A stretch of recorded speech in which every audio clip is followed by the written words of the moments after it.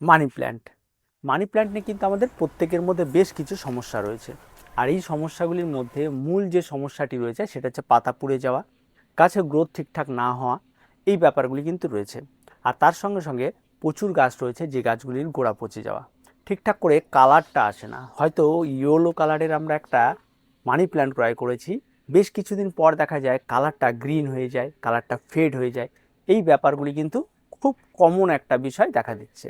তো আজকে সাধারণত আমরা মানি প্ল্যান্টের A to Z পরিচর্যা নিয়ে কথা বলি, কারণ এই সময়ে এসে প্রচুর মানুষ মানি প্ল্যান্ট ভীষণ রকমভাবে পছন্দ করে। একটা লাকি প্ল্যান্ট আমরা প্রত্যেকেই জানি, আর তার জন্য প্রত্যেকেই পছন্দ করে।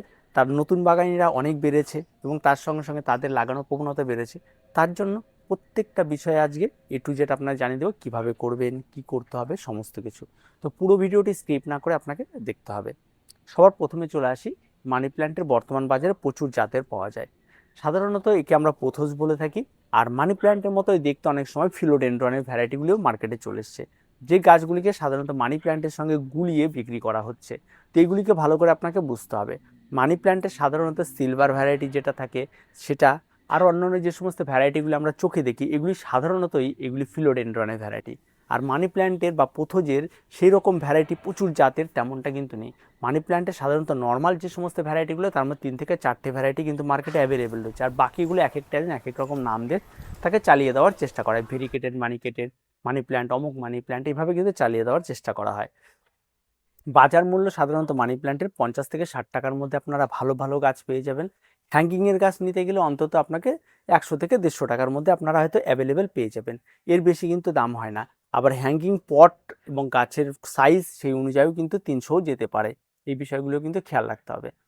এবার আমরা চলে আসি, গাছগুলি আমরা যখন নতুন একজন বাগানে রয়েছি তখন নার্সারি থেকে ক্রয় করার সময় কিভাবে করে। দেখুন, নার্সারি থেকে যখন আপনি কোনো গাছ ক্রয় করবেন সবসময় সেট প্যাকেটের গাছ ক্রয় করার চেষ্টা করবেন, বা টবে থাকা গাছ ক্রয় করার চেষ্টা করবেন। সবসময় সেট গাছ ক্রয় করবেন।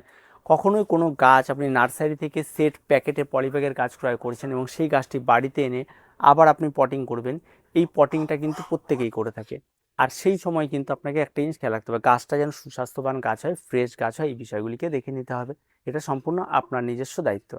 তারপরে যখন নিয়ে আসবেন তখন আপনি হ্যাঙ্গিংয়ে করলে হ্যাঙ্গিং পট নিতে হবে এবং টবের করলে টবের মতো পট নিতে হবে। এই সমস্ত গাছগুলি সাধারণত আমরা দেখে থাকি যে এই সমস্ত গাছগুলিতে হ্যাঙ্গিং পটেও খুব সুন্দর হয়ে থাকে, তার সঙ্গে সঙ্গে নর্মাল পটেও সুন্দর হয়ে থাকে। নর্মাল পটে করলে একটু মস্টিকের প্রয়োজন হয়ে থাকে, তাহলেই খুব সুন্দর হয়ে থাকে। আর যদি হ্যাঙ্গিং পটে করা যায় তাহলে সাধারণত 6 ইঞ্চি মাপের পটেই যথেষ্ট। এই দুটো মাপের পট, আর তাছাড়া বর্তমান বাজারে প্রচুর ধরনের পট পাওয়া যায়, মাটি থেকে শুরু করে সিরামিক থেকে শুরু করে মেটাল থেকে শুরু করে এভরিথিং। সেটা আপনার সাধ্যের মধ্যে যেটা হবে সেটা আপনারা নিয়ে নেবেন। আর মিনিমাম 6 ইঞ্চি মাপের টবটা নেবেন।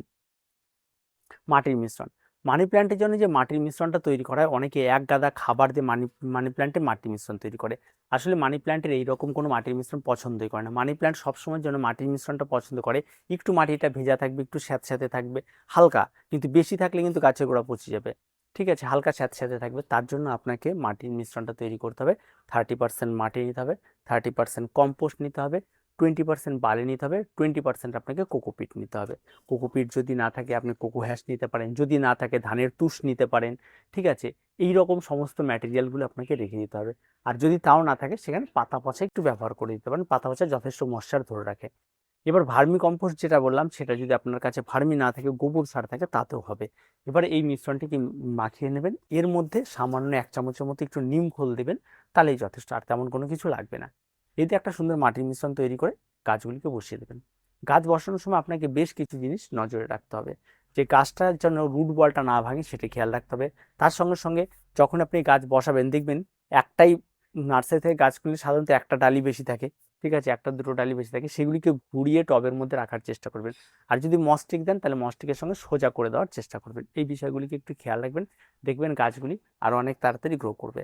এবার গাছ লাগিয়ে দেওয়া কমপ্লিট, এখন এই গাছগুলিকে কেমন লাগবে দেখুন। এই সমস্ত গাছগুলি কড়া সূর্যালোকে লাগলে খুব তাড়াতাড়ি সাধারণত এই সমস্ত গাছে পাতা পুড়ে যাবে।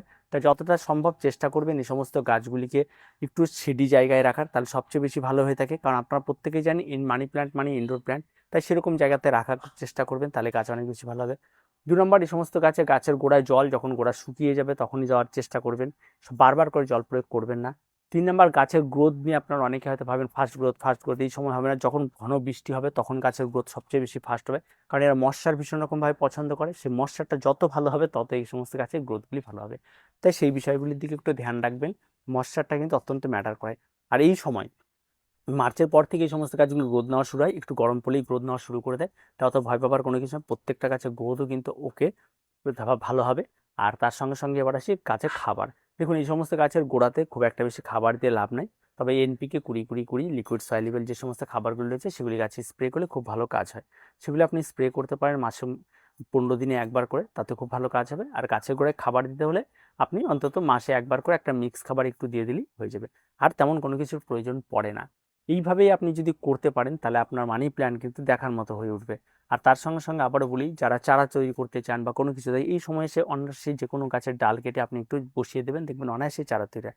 চারা তৈরি এমন কোনো জাদুকরি ব্যাপার নয়, খুব সহজ বিষয়, প্রত্যেকেই করতে পারবেন। তবে চারায় যখন বসাবেন তখন গাছটাকে সবসময় চেষ্টা করবেন একটু শেডি জায়গায় রাখার, যেখানে ময়েশ্চার থাকবে, ঠিক আছে, ড্রাই ওয়েদার যেন না হয়, সেগুলি দেখে একটু চারা বসাবেন, দেখবেন চারাগুলি খুব তাড়াতাড়ি হবে।